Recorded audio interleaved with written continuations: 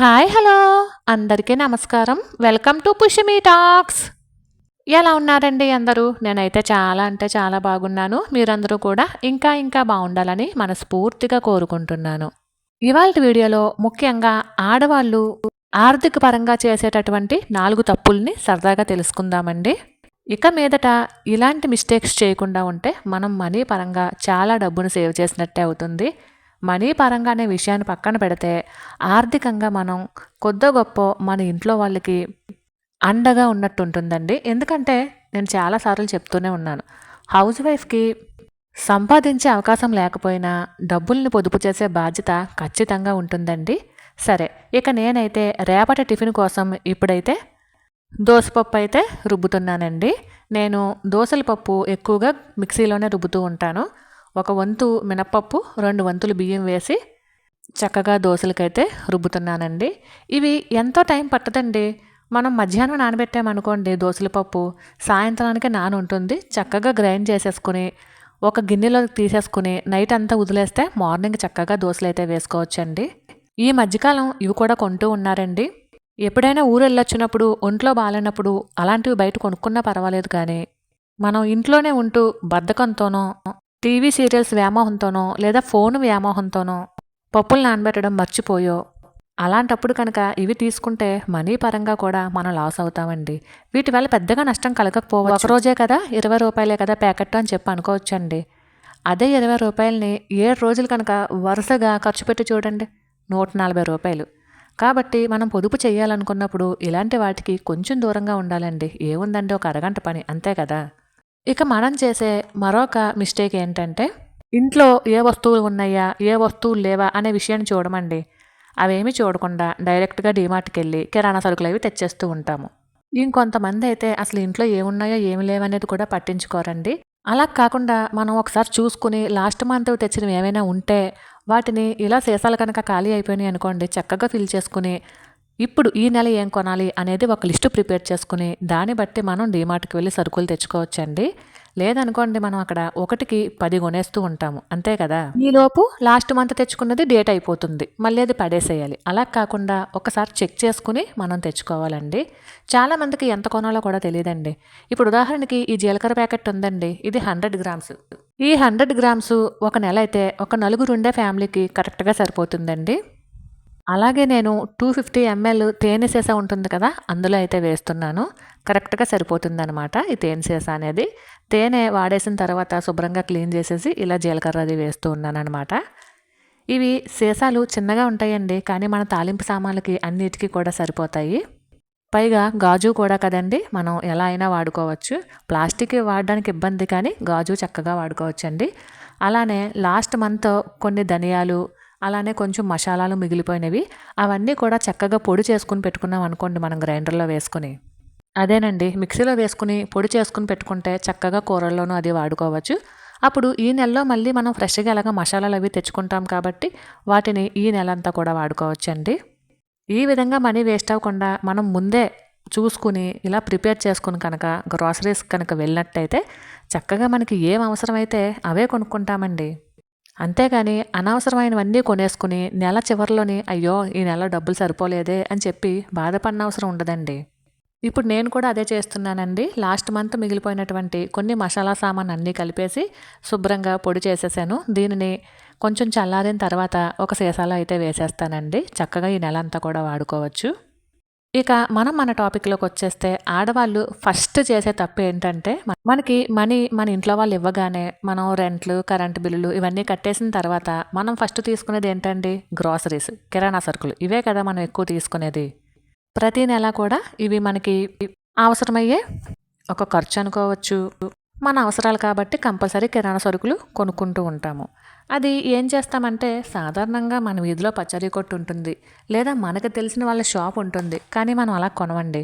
Compulsory DMart లేదంటే yes mart ఇలాంటి మార్ట్కి వెళ్ళాలి. మన చేతులతో మనం తీసుకోవాలి.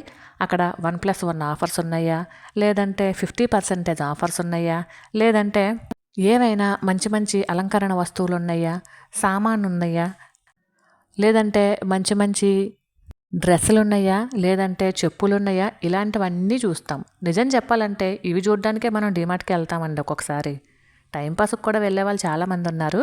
మనం డబ్బుల్ని సేవ్ చేయాలి అనుకున్నప్పుడు, మనం డబ్బుల్ని పొదుపు చేయాలి అనుకున్నప్పుడు, లేదా మన ఇంటిలో పరిస్థితి బాలేదు, ఎంతో కొంత అప్పు ఉంది, ఆ అప్పును క్లియర్ చేయాలి అనుకున్నప్పుడు ఇలాంటి టిప్స్ కంపల్సరీ పాటించాలండి. మనకి కిరాణా సరుకులు అనేవి అత్యవసరాలే. ఎందుకంటే ప్రతీ నెల మనకి కిరాణా సరుకులు అనేవి కంపల్సరీ పడతాయి. మనకు అందులో ఏం అవసరమో ఏవి అవసరం లేవు అనేది ఒక లిస్ట్ ప్రిపేర్ చేసుకోవాలండి. మన అవసరాలు కంపల్సరీ ఉంటాయండి. ఇప్పుడు టాయిలెట్ క్లీనర్స్ ఉంటాయి, అలానే హౌస్ క్లీనింగ్ చేసుకునేటటువంటి లిక్విడ్స్ ఉంటాయి, బ్రష్లు, పేస్ట్లు, సబ్బులు. వీటి మీద మనం ఎలాగో మనీని తగ్గించలేమండి. కానీ మనకి అనవసరమైన వస్తువులు కొన్ని ఉంటూ ఉంటాయి. అంటే ఇప్పుడు 1+1 ఆఫర్ వస్తుంది కదా అని చెప్పేసి మనం 1కి 10 సబ్బులు తెచ్చేసుకుంటామండి. తీరా అన్నీ వాడతామండి? వాడలేము.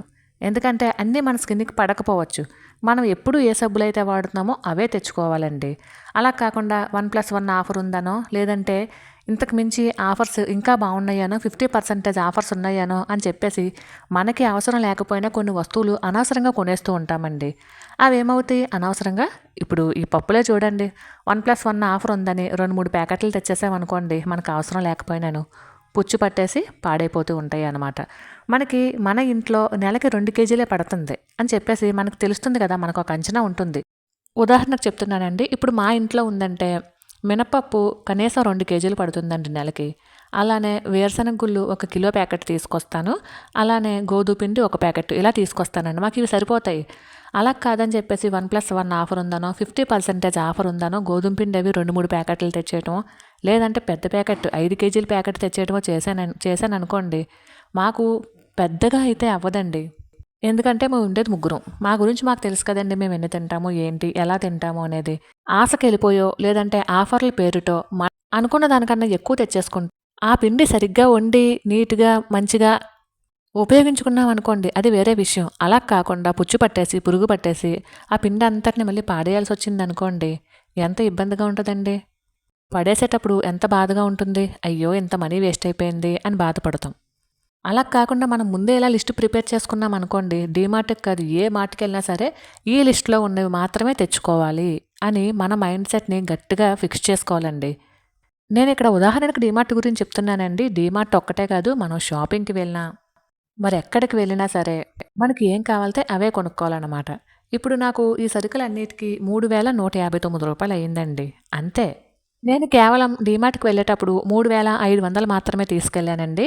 ఎందుకంటే ఎక్కువ మనీని పట్టుకెళ్ళినా, లేదంటే ఫోన్‌పే, గూగుల్ పే ఇలాంటివి చేద్దాము అని చెప్పేసి మనం ఫోన్ తీసుకెళ్ళినా సరే ఇంతకన్నా ఎక్కువ కొనేస్తామండి. ఫస్ట్ మనం సేవ్ చేయాలి అనుకున్నప్పుడు ఇలాంటి వాటికి కొంచెం దూరంగా ఉండాలన్నమాట. అంటే అవసరం లేని వాటికి దూరంగా ఉండాలి. ఇక రెండవది ఏంటంటే, చాలామంది కొనేసిన తర్వాత బాధపడతారండి. అయ్యో! అనవసరంగా కొనేసానని చెప్పి ఇంటికొచ్చి బాధపడతారు. అదేదో కొనకుండానే మనం జాగ్రత్త పడ్డామనుకోండి, ఇలా ఇంటికొచ్చి బాధపడాల్సిన అవసరం అయితే లేదు కదా! ఇక ఇదైతే శుక్రవారం మార్నింగ్, అంటే ఈరోజు మార్నింగ్ అండి.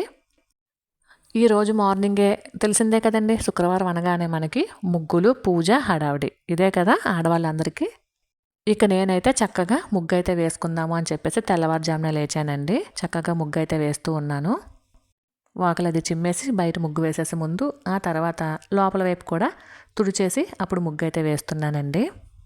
సరే, ఇంకొంతమందయితే మనం గతంలో ఏదో ఒక వస్తువు కొనాలి అనుకుంటామండి. అంటే ఉదాహరణకు చెప్తున్నాను. గతంలో మనకి ఏదైనా ఒక మంచి డ్రెస్ నచ్చింది, అది కొనాలి అనుకుంటాము. మనం కొనలేకపోయామండి అప్పుడు. ఇప్పుడు మన దగ్గర డబ్బులున్నాయి కదా అని చెప్పేసి ఇప్పుడు కొనేసామనుకోండి, ఒకసారి వేసుకున్నాక మనకే బోర్ కొడుతుంది. అయ్యో! ఎందుకు వేసుకున్నాము, ఎందుకు కొనుక్కున్నాము అని చెప్పేసి అనిపిస్తూ ఉంటుంది. అలా కాకుండా మనం కొంచెం ఆలోచించినట్లయితే గతంలో జరిగినటువంటి విషయాలని కాస్త మనం మర్చిపోయి, ప్రజెంట్ ఇప్పుడు మనకి ఏం కావాలి, ఏ వస్తువు కావాలి అనే దానిపైన దృష్టి పెట్టి అవే కొన్నామనుకోండి, ఇటు మన అవసరాలు తీరుతాయి, అలానే మనం డబ్బులను కూడా కాస్త సేవ్ చేసినట్టు, పొదుపు చేసినట్టు ఉంటుందండి. నిజానికి ఈ రోజుల్లో డబ్బులు పొదుపు అనేది చాలా అవసరమండి. ఎందుకంటే ప్రతి దానికి మనీనే. మంచినీళ్ళ కన్నా మనీనే ఎక్కువ ఖర్చు పెడుతూ ఉన్నాం. ఇంకా చెప్పాలంటే తాగే నీళ్లు కొనుక్కోవడానికి కూడా డబ్బులు కంపల్సరీ కావాలండి. ఎందుకంటే తెలియంది కాదు కదా! ఈ రోజుల్లో మనిషిని చూసి ఎవరూ గౌరవాన్ని ఇవ్వట్లేదండి. మనీని చూసే గౌరవాన్ని ఇస్తున్నారు. ఇది అందరికీ తెలిసిన విషయమేనండి. కానీ ఎవరు ఒప్పుకోరు, నమ్మరు అంతే. ఇంకొంతమంది ఉంటారు. నాకు చిన్నప్పుడు ఇలాంటి వస్తువులు కొనుక్కోవాలి అనుకున్నాను, కానీ అప్పుడు డబ్బులు లేక కొనుక్కోలేకపోయాను.